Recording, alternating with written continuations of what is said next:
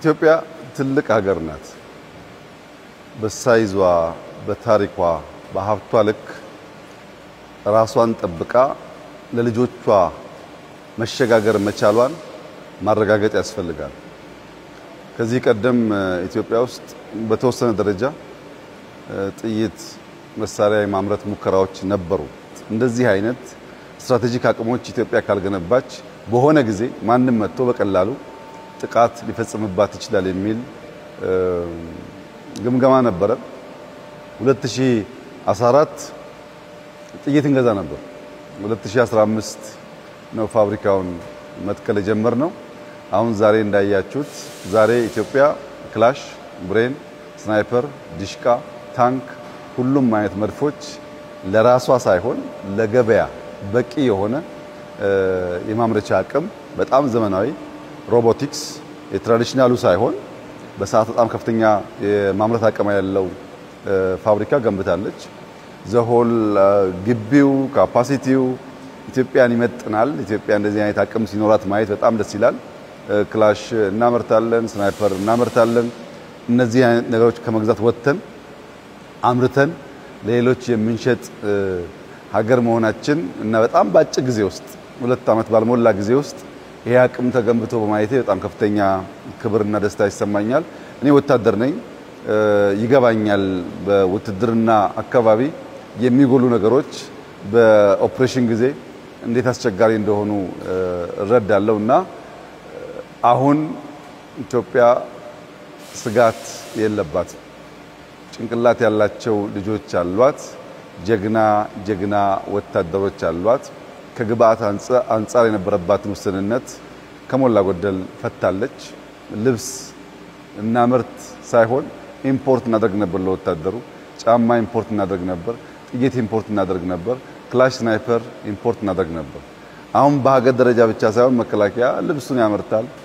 ጫማ አምርቶ የሚያንሰውን ከሎካል ኢንዱስትሪዎች ይቀበላል። ጥይት ቅድም እንደሰማችሁት በጣም በርካታ ሀገር ኮንትራት ኦሬዲ ፈጽመናል።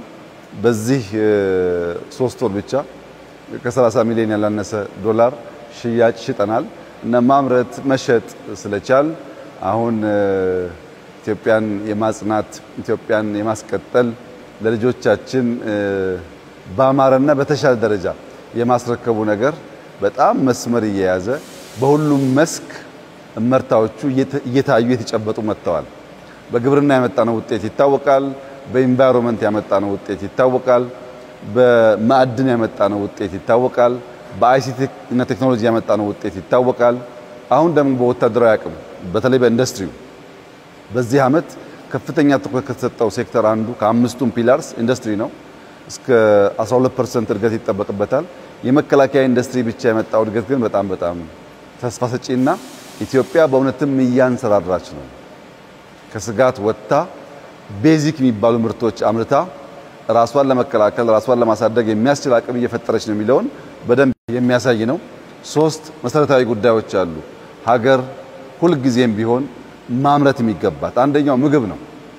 በቂ ምግብ የማያመርት ሀገር፣ ራሱን የማይመገብ ሀገር ለማንኛውም አደጋ የተጋለጠ ነው። ሁለተኛው ልብስ ነው። የራሱን ልብስ ማምረት የማይችል ሀገር ለአደጋ የተጋለጠ ነው። ምክንያቱም ልብስ ሰው እስካለ ድረስ፣ ምግብ ሰው እስካለ ድረስ አይቀሬ ስለሆነ። ሶስተኛው መድኃኒት ነው። መከላከል እንደተጠበቀ ሆኖ በመድኃኒትም ደግሞ ራስን መቻል ያስፈልጋል። ከዚህ ጋር ተያይዞ የሚያስፈልጉ ሌሎች ኢምፖርታንት አይተምስ አሉ። ነገር ግን በሁሉም መስክ እኔ አሁን ስመለከት በጣም ችግር የነበረ በቀላል ልናሟላቸው የሚገቡ ነገሮች ምላሽ እያገኙ ስለሆነ ኢትዮጵያ ተስፋ አላት። ኢትዮጵያ እያንሰራራች ነው። ኢትዮጵያ ጀምራ እየጨረሰች ነው። በ1 ዓመት ተኩል በ2 ዓመት ውስጥ እንደዚህ አይነት ኢንዱስትሪ ማየት የራስን ፍላጎት ሸፍኖ ኤክስፖርት የሚያደርግ ኢንዱስትሪ ማየት በጣም ትልቅ ክብርና ኩራት ነው። ለዚህ ስራ የመከላከያ ሚኒስቴር አመራሮች፣ የኢንዱስትሪው ኃላፊዎች፣ እዚህ አካባቢ ያሉ በሺህ የሚቆጠሩ ሰራተኞች ከፍተኛ ክብርና ምስጋና ይገባቸዋል። በአጭር ጊዜ ውስጥ ኢትዮጵያ የሚያስፈልጋትን አቅም ፈጥረዋል። ገዝተው ሳይሆን አምርተው ለኛ ብቻ ሳይሆን ለሌሎችም የሚሸጥ አቅም ገንብተዋል። ለዚህ ኩራት እና ክብር ሊሰማቸው ይገባል። እኔም በበኩሌ እጅግ አድርጌ አመሰግናለሁ። በጣም ደስ የሚል ፍሬን ያየነው በርቱ፣ ይቀጥል፣ እንዳይቆም ነው መልእክቴ። ይሄ በጣም ጥሩ ስራ ነው። በጣም ጥሩ ጅምር ነው። ግን በዚህ መቆም የለበትም። ኢትዮጵያ ከዚህ በላይ ስለሚገባት ሞር እርካታ ሳይሆን ሞር መጠማት፣ በቃ ሳይሆን ሞር መፈለግ በውስጣቸው እንዲተከል፣ እንዲመራመሩ፣ እንዲያመርቱ፣ እንዲሰሩ አደራ ማለት እፈልጋለሁ። በጣም አስደሳች ጊዜ ነው። እንኳን ደስ ያለን ልላችሁ እወዳለሁ። አመሰግናለሁ።